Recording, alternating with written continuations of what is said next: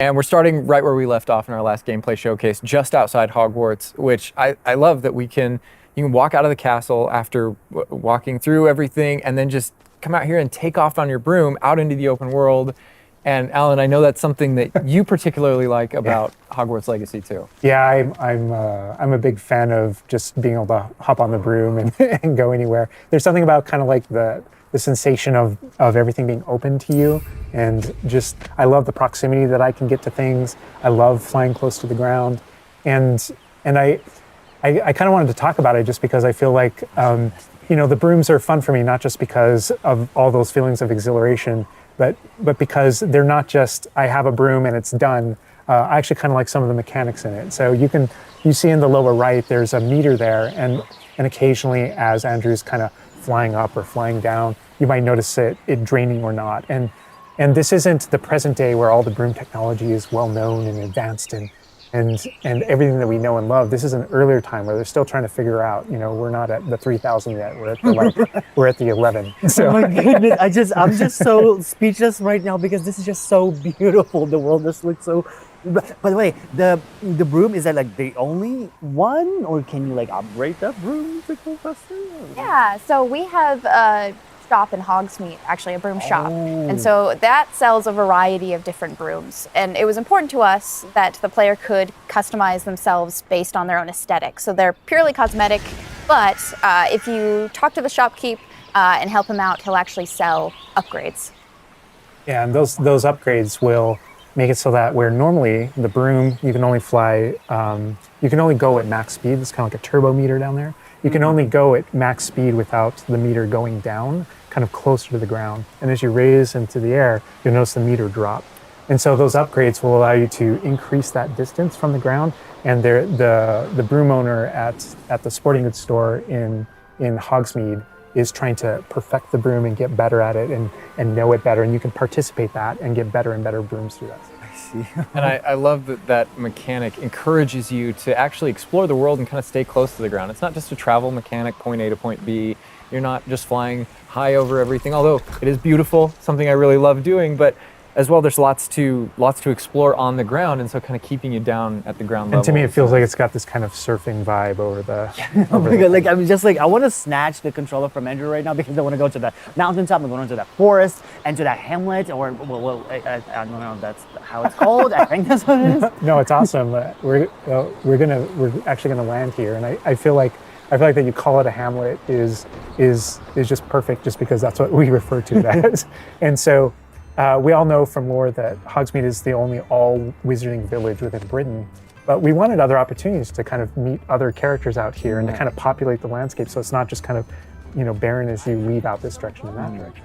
And so we just imagine these different dwellings, these different smaller locations that wizards might live in out in the Scottish Highlands. And so it's those, and so we refer to those as hamlets, and they're opportunities to learn those wizard stories, how those different locations have kind of like learned to live, what their relationships are with characters at Hogsmeade and Hogwarts. And so they're both quest opportunities out here and a chance to kind of get to know more of the area, even beyond Hogwarts and Hogsmeade that we've already experienced.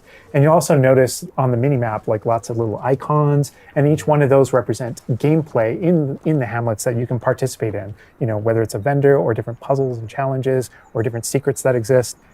Each one of those icons are different opportunities for gameplay. And you'll notice that same thing as we venture out into the open world as well. So when you go out into the open world and you see those icons, whether they're on the mini-map or on your map or off in the distance, those things are opportunities to say, like, I want to increase my inventory capacity. They're puzzles left behind by old wizards, that you can solve that actually grant you those. If you see ruins off in the distance and you visit them, you might find opportunities to actually expand and learn about your ancient magic. And as you kind of encounter different enemies dotted on the landscape, sometimes those characters, poachers or dark wizards, might be hoarding different magical resources that are valuable to you as you're playing the game. So each one has kind of like a way to connect to our gameplay loops and provide different opportunities that just kind of reward you for poking around. I mean, I right away want to just cover all of those points on the map just by going over there. Well, we've flown on a broom already, but there is something that we haven't done so far, and that is getting on our flying mount. We're gonna hop on our Onyx Hippogriff here. The Onyx Hippogriff is our pre-order bonus.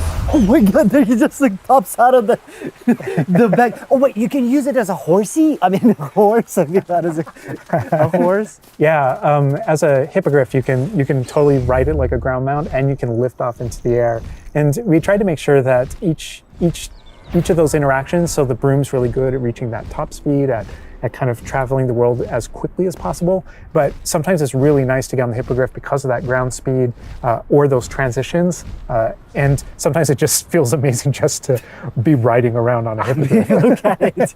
Yeah, it really is kind of like, I don't know, it's a great feeling being on it. And it's a great feeling managing those transitions, kind of going from run to fly and just being able to go wherever you want. And we tried to make sure that each one of these things that you can interact with have a unique identity and a reason for being. And oh my god, like I see like different like areas, like a swampy area. By the way, can you go to like entire map anywhere you go? There are regions that are like locked from you? Yeah, or, as soon as there's kind of a moment where the world kind of opens up to you outside of Hogwarts as a student, and right from that moment, early on in the game, you can go wherever you want. And so you might find more difficult challenges in different areas, and you'll see different spots as Andrew's moving around, like you mentioned, the swamp. But there, we have got like a coast, and we've got different types of environments out in the world just to kind of pepper your experience, reward you for exploring, keep things fresh. All those things exist as we're moving around. So cool. And I love that windmill. It's like so rustic. Like I keep forgetting that this is like 1800s. The Wizarding World we've never really seen before. Like it feels so authentic. Like it's part of it. Yeah, I love this vista too, and I'm gonna have Andrew stop here. We're gonna use a bit of dev magic to change the seasons. Actually, I want you to see what this world looks like, covered in snow. Yes, yes, yes, please. I love snow. That's all I want. Wrong wavy. Oh my god, this is so beautiful. Oh my goodness. This is so pretty. Okay, it looks so realistic. Oh my god, it changes the landscape like completely.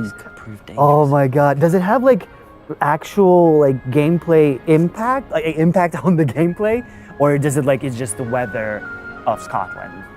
Yeah, we really use it as a narrative marker through the game. So as you're progressing through your main storyline, it was important for us to kind of like have those moments that kind of felt like when you're reading the books or watching the movies where, you know, you'll see kind of like the title card winter and now the landscape has changed and you're really feeling that passage of time while you're a student, you know, going through your year at Hogwarts. And I think we wanted to duplicate that. And for me, it's really fun that it's not just on the outside, which I agree, I think it looked really beautiful, but within the school as well. So there are moments like when it reaches certain holidays or things like that, where Hogsmeade reacts to holidays and the school reacts to holidays, and you see the decorations around those environments change. That really helped just kind of make me feel like I'm there. Right. Yeah. And it's not just you know, for the seasons, those kind of vibe things. Like we have a day-night cycle, and that day-night cycle, even though similarly, like it's largely about vibe, when you go into Hogsmeade in the evening, there's less characters there. Around the school, you'll notice it kind of dies down and quiets down just when there's candlelight and students kind of like as you're walking through the halls.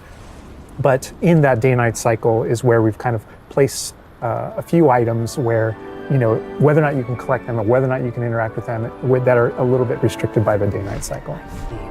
And I love Andrew's flying up here, really high up on the Hippogriff. And we're just looking at this view of Hogwarts in the distance. It's just absolutely beautiful. It's part of what I love most about flying around in this game, whether it's on a Hippogriff or on the Broom.